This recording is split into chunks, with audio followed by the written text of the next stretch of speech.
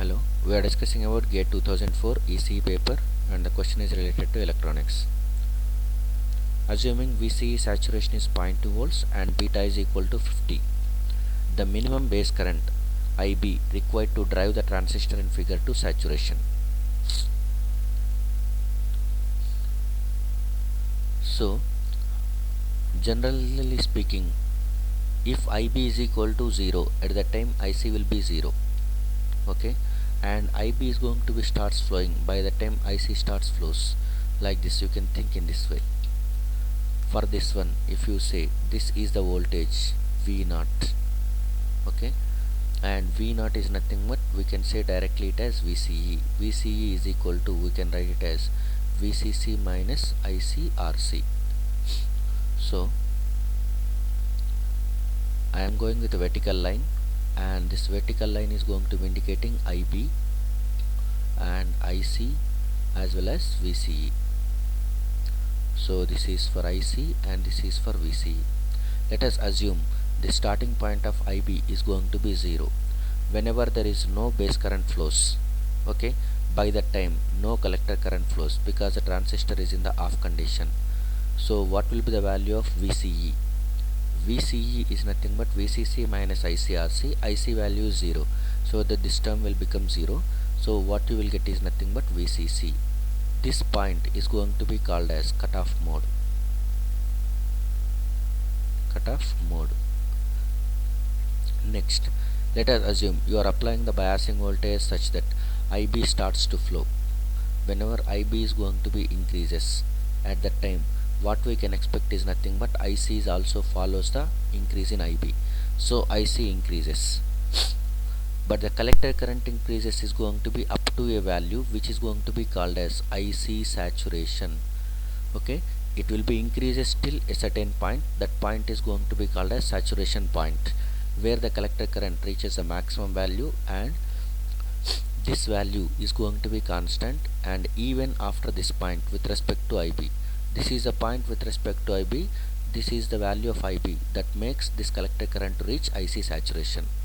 After this point, if you increase IB also, at that time this IC will not increase.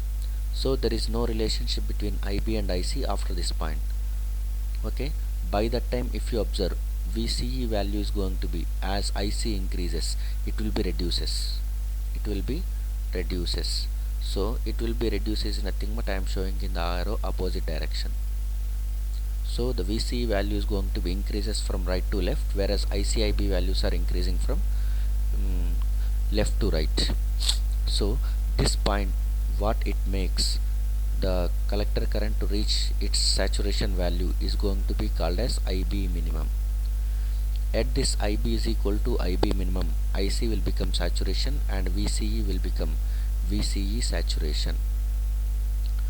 Okay, and the relation between IC saturation and IB minimum is nothing but up to this point there is a linear relationship, so that we can write this is nothing but IC saturation by beta, because during this portion if IB increases, IC increases by beta times because of common emitter. So here how much minimum base current is required is nothing but IB minimum. IB minimum is nothing but IC saturation by beta. IC saturation is nothing where the output voltage VCE will be equal to VCE saturation. Now let us assume the transistor enters into saturation region. Whenever the saturation region output will be V0 is stated as VCE saturation, which is nothing but 0.2 volts it is given. So IC saturation is nothing but current flowing in the transistor whenever it is in saturation. So this is VCC minus VCE saturation divided by RC. RC is nothing but 1 kilo ohm. So IC saturation can be calculated as VCC 3 minus VCE saturation is 0.2 divided by 1 kilo ohm, which is nothing but 2.8 milliamperes. And IB minimum, the minimum amount of base current is nothing but IC saturation divided by beta, which is nothing but 2.8 milliamperes divided by beta value is given as 50. so it will be equal to 56 microamperes. So the right option for this question is A.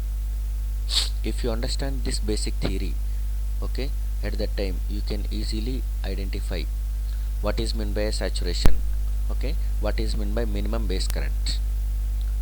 Thank you.